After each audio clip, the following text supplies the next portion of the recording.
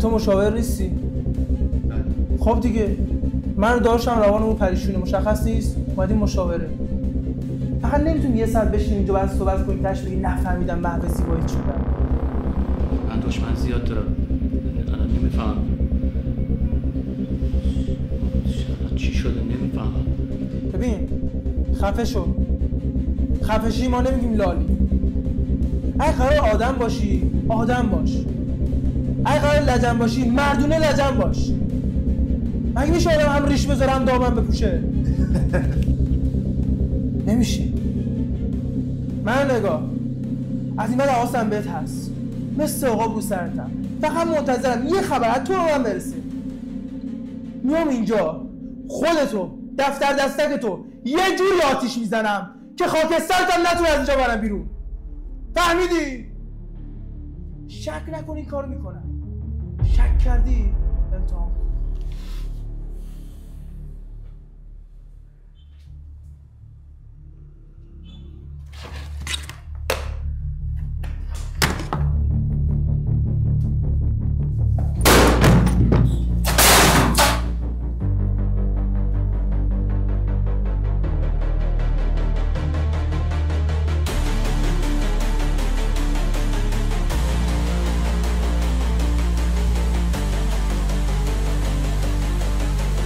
یا بو چه خبرته؟ مگه طبیعی است اینجا؟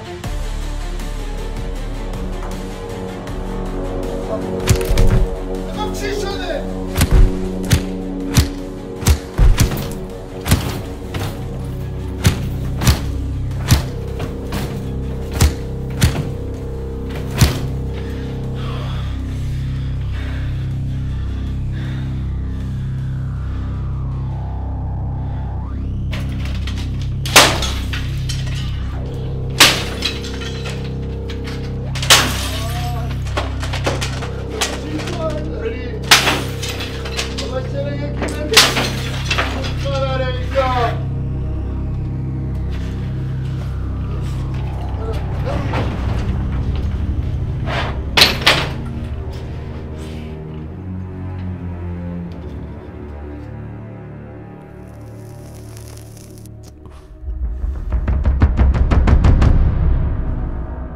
خسته میشی اینجا؟ آره دیگه. نیاز به شارژ داری؟ میخوای هر روز صبح خودم بیام بزنمت به شارژ؟ پس شارژا. اصلا اگه میخوای خودم هر روز صبح میام بوست میکنم.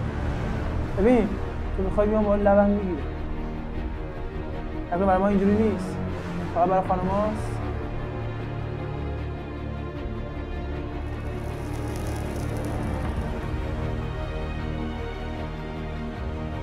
الان داری دقیقاً به چی فکر می‌کنی؟ نکنه مغز قانونی به کار افتادی میگه من ویدیوهاشو دارم میگه بعد در روی قانونی کاری میکنم هر رو به پام بیفتم.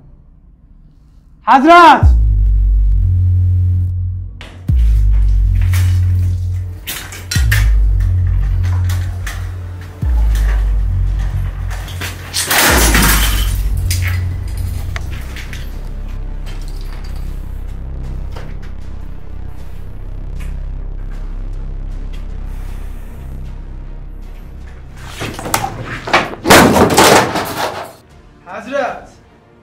جونم داداش.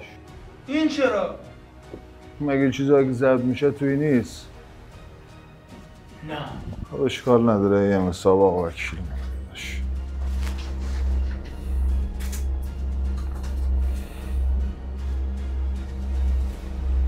به این بچه خوشگله. درسته تو درسشو خوندی وکیل شدی. من تو همون زندانشم یه چیزایی دیدم قاضی ندیده. الان دیگه خودم قاضی شدم. خودم رأی صادر میکنم. خودم اجراش میکنم. حواست به خودت باشه.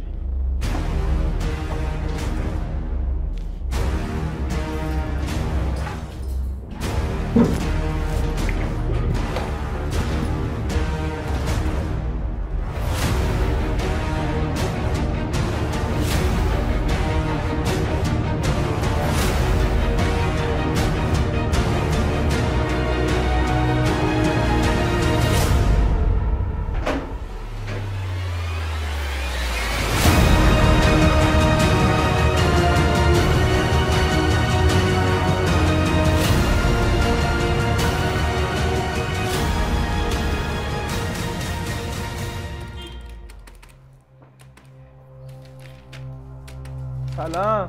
سلام.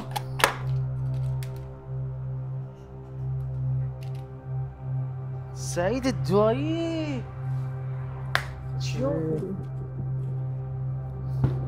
شد؟ مگه اف خوردی؟ نه بابا، اومدم مرخصی مستقیم گفتم بیام پیش خودت. چه کار خوبی کردی. نگو که راه براه اومدی دایره ببینی. هم دلم برات تنگ شده بود، هم گفتم یه چیز بگیرم با هم بزنیم. بیا بغل دست خودم دایی همینجا واستا. چرا زحمت کشیدی دایی؟ چه کار خوبی کردی. خدا وکیلی از تو من چایی نخوردم. سرم شلوغ، مشتری اعصاب خوردی. بزن دایی نوش جان. ای بابا کباب گرفت.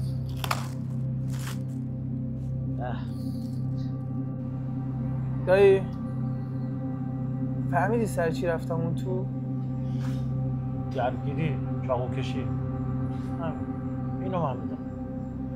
من اگه اون شب نرسیده بودم تو اون باغ، دختر خوشگلتو نمی آوردم بیرون، معلوم نبود چه بلایی سرش می آوردن. کی؟ لیلا؟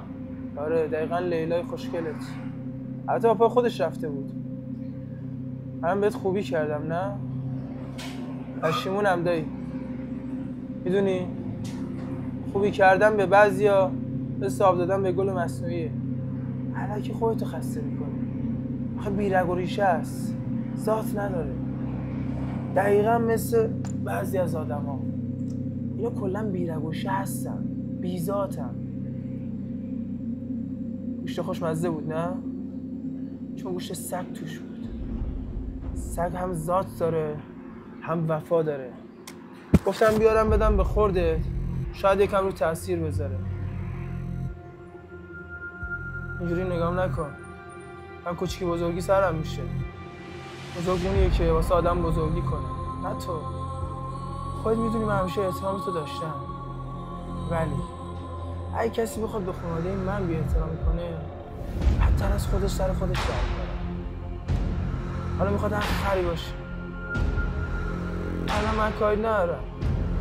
این حضرت جوری فکتو میاره پایین که دیگه خواهر من نگه ارزی.